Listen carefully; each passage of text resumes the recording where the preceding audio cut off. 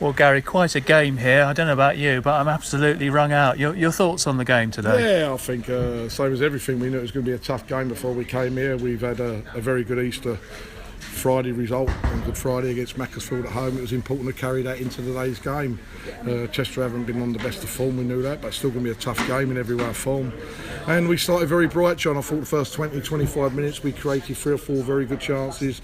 Delano had a good chance, Goz had a good chance, Jacob Priest got behind them, and we really were bossing the game. But when you're bossing the game and you're on top and you have possession and chances, you've got to take them. We never took them at that time, so it made it harder for us, as we all know. But 0-0 at half time. They came back in the game the last 15 minutes of the first half, and it was going to be an interesting game second half. And they started, I thought, a little bit brighter than us, and we kept in the game a little bit, but we've got the goal, and it was a big goal at that time, but within a minute, 45 seconds, whatever it was, they've hurt us straight away, and that's a big test for you, really, when you get 1-0 in front and they equalise so quick. From everyone being on a high, it really was a big thing in respect of players having to hopefully try and hang in there. But they were on top then, and I can see it really being at that time, John, really a draw. It looked like it was going out. I was aware of other results going on at that time when I was quite happy with the scoreline, I must be honest. But I thought we had an opportunity to clear the second goal. We've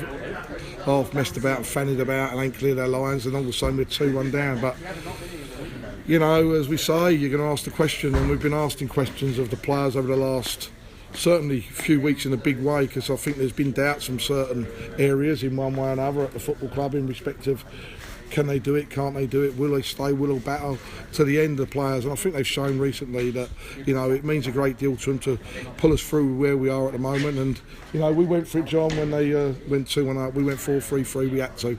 We've took Jacob Priest off there, we've thrown Connor all on, and within 30 seconds he's got the equalising goal. So that was important to us. So hopefully I might get a few accolades from the unofficial cardboard site there in respect of giving me a bit of praise for a change. But 2 each there, and being fair to Steve Thompson, the assistant, he just turned around and said, Garry, go for it, and we've gone for it. And of course we've got the penalty there. Jamie Lucas wanted it, but Goz took the penalty against Sutton, and I think that Macclesfield, and it was important that I had to let Goz have the penalty and he put it away. And we've just shut the door the last 3 or 4 minutes, see it through. But fantastic support, John, from everybody connected at the football club. The changing rooms is very buoyant, very excited at the moment in every way of form, there's no doubt about that. And we know we've got a big result today, but we ain't going to get carried away by it. I said to them after, we've got 2 big games to come still, York at home and Dagenham away, and we're going to have a big crowd there. There's no secret next week, John. I think it's probably as a law and a lifelong supporter at Woking Football Club down at Kingfield, know that this is a big game for Woking for many years at home. Yes, and as you say, what an introduction from Connor Hall. I think it must have only been about his second touch, really. Yeah, it's great, as I say, great touch, great goal, big goal, massive result for us, John, at the end of the day, he put us back in there. And all credit, as I say, me and Steve Thompson talked there, and Steve Thompson said, let's go for it. And, we've gone for it and we've got the winner, and I think it shook them, the disappointment of, us equalising so late.